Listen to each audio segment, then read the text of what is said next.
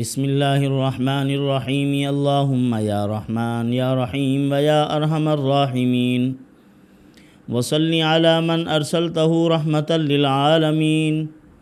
نہایت ہی واجب الاحترام بزرگان محترم، برادران عزیز، انسان کو اللہ رب العزت نے بے پناہ قوتیں، بے پناہ صلاحیتیں عطا فرمائی ہیں۔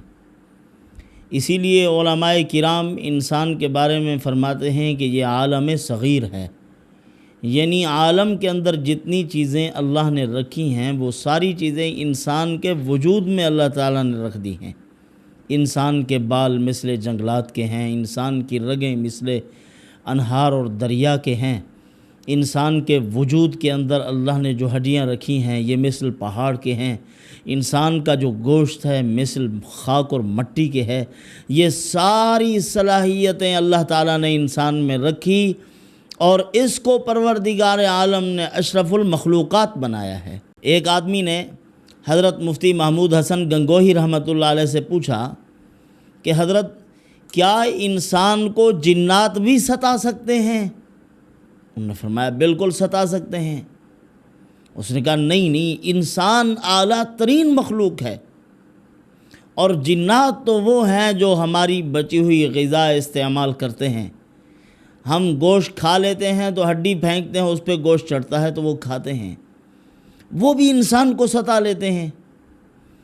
حضرت نے فرمایا کہ آپ اشرف المخلوقات ضرور ہیں، لیکن اگر آپ کو بھیڑ کاٹ لے، بھیڑ آپ کو کاٹ لیتا ہے تو آپ کا چہرہ متغیر ہو جاتا ہے، اس کا کیا مطلب کہ آپ اشرف المخلوقات نہیں ہیں؟ اللہ تعالیٰ نے آپ کو انسان نہیں بنایا، گھٹیا ترین مخلوق بھی ہے۔ آپ ایک بچھو کو دیکھیں، چھوٹی سے چھوٹی مخلوق ہے، بھیڑ ہے، اور اس سے بھی چھوٹے ہیں، چھوٹے سے چھوٹے جانور بھی کاٹتے ہیں تو انسان کو تکلیف ہوتی ہے۔ بچھو کو دیکھیں کہ اس کے دم میں کتنی سا زہر ہے، لیکن اگر وہ انسان کو ڈس لیتا ہے تو کیا کیفیت ہوتی ہے انسان کی۔ اس کا یہ مطلب نہیں ہے کہ انسان اشرف المخلوقات نہیں ہے۔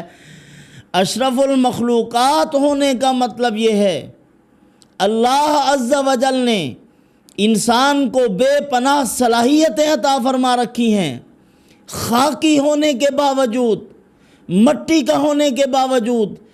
ملائکہ سے آنکھیں ملاتے ملاتے آگے بڑھ جاتا ہے، ملائکہ پیچھے رہ جاتے ہیں، انسان کو اللہ پاک اپنے قرب کا وہ عروج عطا فرماتے ہیں کہ فرشتوں کو وہ میسر نہیں ہے۔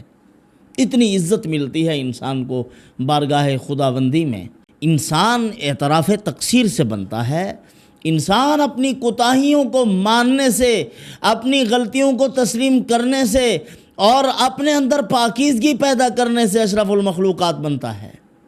اور جب بنتا ہے تو پھر اللہ پاک کیا قوت اور طاقت عطا فرما دیتے ہیں ایمان بالغیب کی وجہ سے کہ یہ یہاں بیٹھ کے بہت کچھ دیکھ سکتا ہے۔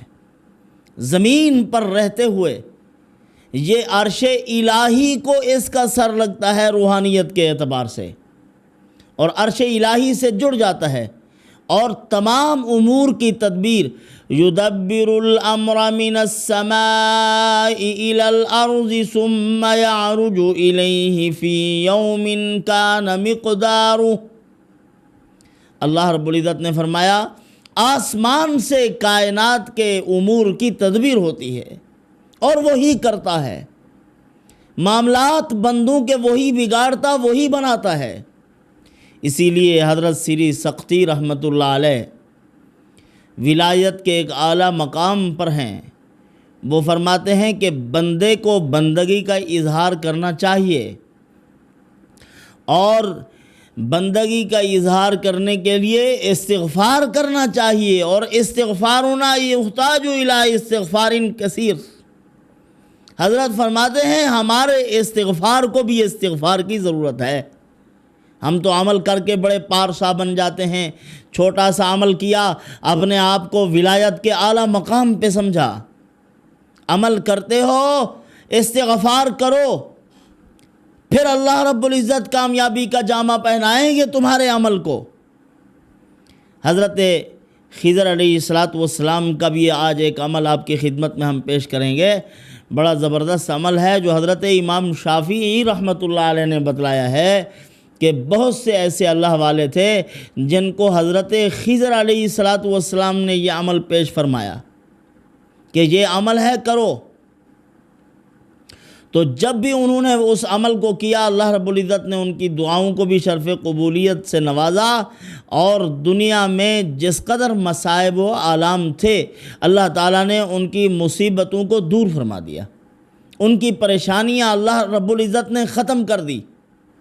جو بھی الجھے ہوئے مسائل تھے، جنہوں نے ان کے دماغ کو مضطرب کیا ہوا تھا، ان کو پریشان کر رکھا تھا، اللہ رب العزت نے یک قلم ان کی تمام پریشانیوں کو دور کر دیا۔ ان کا مقدر اللہ رب العزت نے خوب سے خوب بنا دیا۔ تو برادران عزیز، یہ حضرت خضر علیہ السلام کا فرمان ہے کہ ایمان کے بعد سب سے بڑی نعمت جو کائنات میں ہے وہ عافیت ہے۔ ہمیں عافیت چاہنی چاہیے۔ عافیت اعمال صالحہ اور اللہ کی فرما برداری سے نصیب ہوتی ہے۔ لہذا جب بھی مانگو اللہ سے عافیت مانگو کہ اے اللہ عافیت عطا فرما، کسی قسم کی کوئی الجھن نہ ہو، کسی سے جھگڑا نہ ہو، کوئی خلفشار نہ ہو، باہمی اختلاف نہ ہو، اندرونی بیرونی سازشیں نہ ہوں۔ اے اللہ ان تمام چیزوں سے ہمیں عافیت نصیب فرما دے، تمام شرور و فتن سے محفوظ فرما۔ یہی اصل زندگی ہے، حقیقی لطف زندگی کا یہی ہے۔ اگر یہ نصیب ہو گیا ہے تو پھر انسان کامیاب ہے۔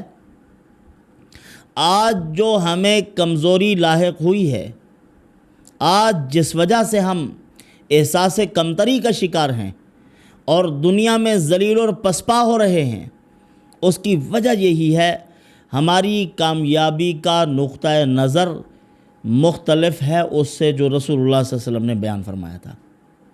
انسان اپنی ایک خواہش تجویز کر لیتا ہے، اگر وہ پوری ہو جاتی ہے تو اپنے آپ کو کامیاب سمجھتا ہے۔ ایک آدمی کی خواہش ہے مکان مل جائے، اس کو مکان مل گیا، اچھی سی بلڈنگ بنا لی، اب وہ کہتا ہے کہ میں کامیاب ہو گیا ہوں۔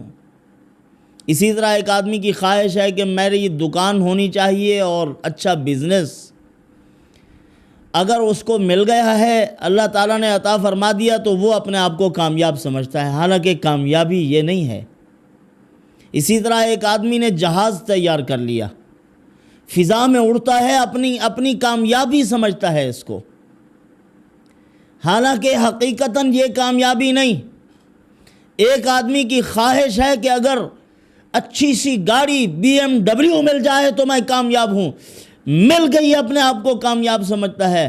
اللہ پاک فرماتے ہیں یہ تمہاری کامیابی نہیں ہے، قد افلح من تزکا، کامیاب وہ ہے جس نے اپنے اندر کو پاک کر لیا ہے، گندگیوں سے پاک کر لیا، اس کو اعمال صالحہ کی توفیق مل گئی، 5 وقت نماز پڑھنے کی سعادت حاصل ہے، قرآن مقدس کی تلاوت کرتا ہے، ہاتھ میں تسبیح پکڑ لی ہے، یہ کامیاب ہے۔ معاملات اچھے کر لیے، حقوق و لباد، باقی اپنے سارے معاملات درست رکھتا ہے، یہ کامیاب ہے۔ اللہ تعالیٰ یہ دے کے بھی آزمائش میں ڈال دیتے ہیں۔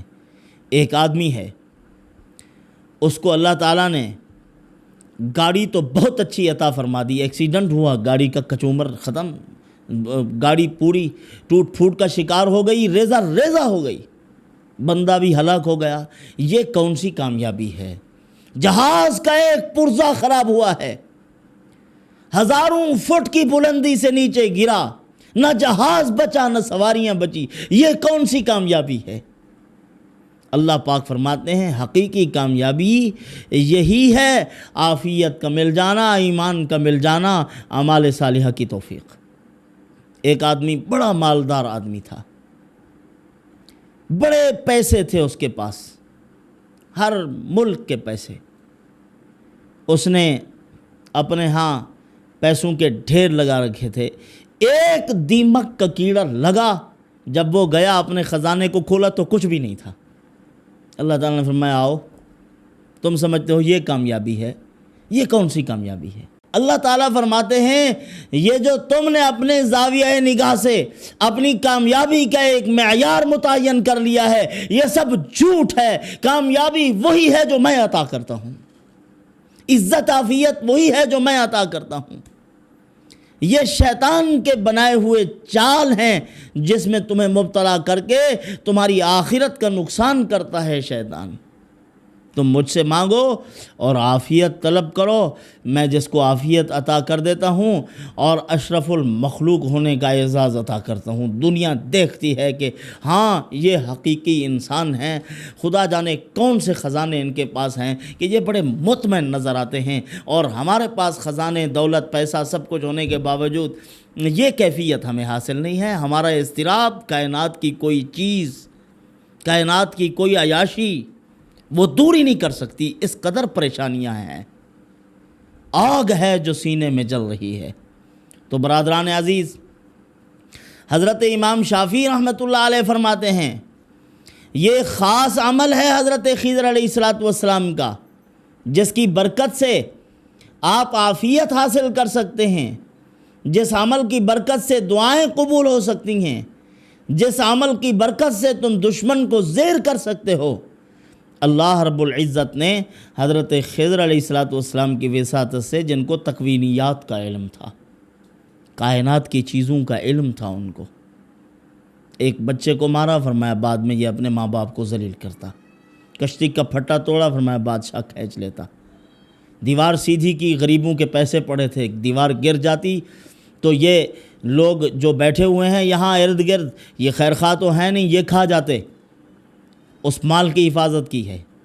تو حضرت خضر علیہ السلام فرماتے ہیں 2 رکعت نماز ادا کرو، پہلی رکعت میں سورۃ فاتحہ کے بعد قل یا ایھا الکافرون 10 مرتبہ، اور دوسری رکعت میں سورۃ فاتحہ کے بعد قل ھو اللہ احد 10 مرتبہ۔ جب یہ پڑھ لو تو سلام پھیرنے کے بعد استغفار کرو 3 مرتبہ جیسے مسنون ہے، وہ کرنے کے بعد سبحان اللہ والحمد للہ ولا الہ الا اللہ واللہ اکبر 10 مرتبہ۔ یہ اس عمل کو خضری عمل کہا جاتا ہے۔ عاملین کی اصطلاح میں اکثر بیشتر یہی کہتے ہیں عاملین کہ یہ خضری عمل ہے، اور خضری عمل کی بڑی برکات ہیں۔ اور 10 مرتبہ ربنا آتنا فی الدنیا حسنہ وفی الآخرۃ حسنۃ وقنا عذاب النار پڑھ کر جس ضرورت کے لیے دعا مانگو وہ پوری ہو جائے گی۔ اللہ پاک دشمنوں کو مغلوب کریں گے، آپ کے معاملات حل ہو جائیں گے، پریشانیاں اللہ پاک دور کر دیں گے۔ یہ خضری عمل ہے، اگر ہو سکے تو روزانہ اس کو پڑھنے کا اہتمام کرو۔ اشراق کے وقت پڑھ لو یا مغرب کی نماز کے بعد 2 نفل پڑھو اور ان کے اندر یہی پڑھو۔ اللہ رب العزت اس عمل کی برکات مجھے بھی آپ کو بھی عطا فرمائے، اور اس عمل کی برکت سے اللہ عافیت نصیب فرمائے۔ والسلام علینا الا البلاغ۔